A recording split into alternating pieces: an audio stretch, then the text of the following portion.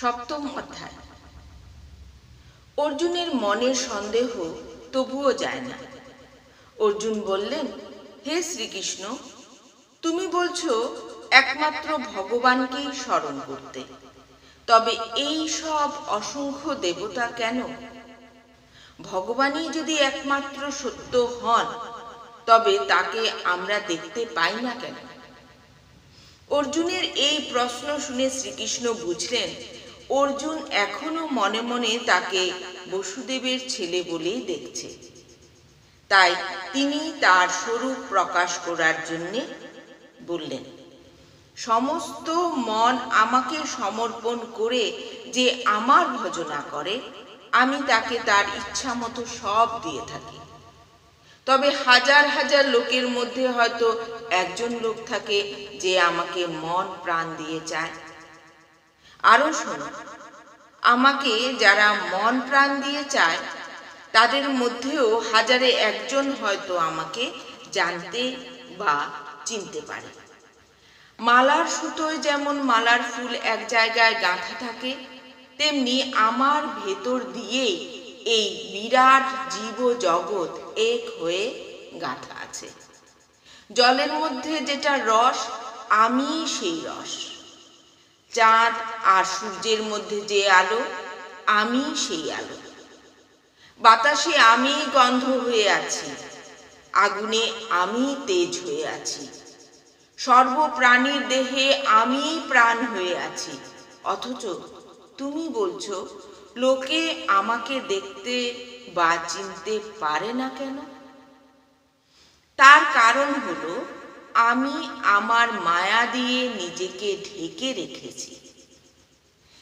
তুমি জিজ্ঞাসা করবে, কেন ঢেকে রেখেছি?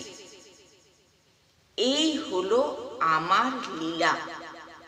এরই জন্যে যুগ থেকে যুগ চলেছে জীবনের বিচিত্র গতি। আমার কাছে আসবে বলে, পৌঁছাবে বলেই জীবের জন্ম হয়। আমার কাছে পৌঁছাবার চেষ্টার নামই জীবন। তাই এই জীবনকে নিত্য গতিশীল রাখবার জন্যে আমি সত্য, রজ, তম নামে তিনটি গুণের সৃষ্টি করেছি।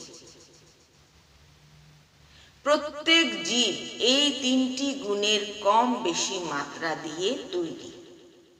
এই তিনটি গুণই হলো আমার মায়া।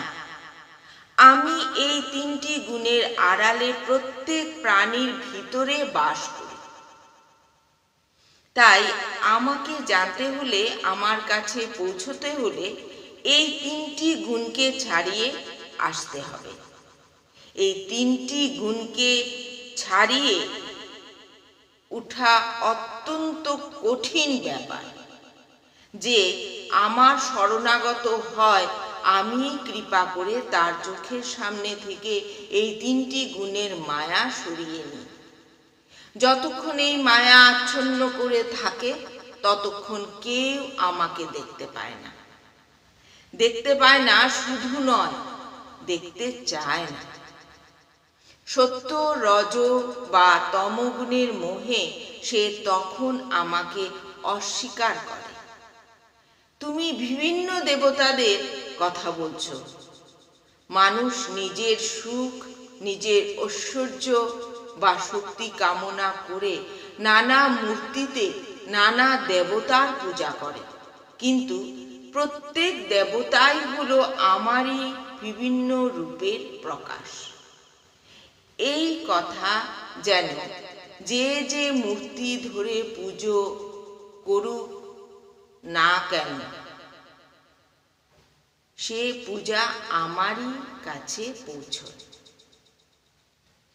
এই কথা যেন যে যে মূর্তি ধরে পুজো করুক না কেন, সে পূজা আমারই কাছে পৌঁছয়।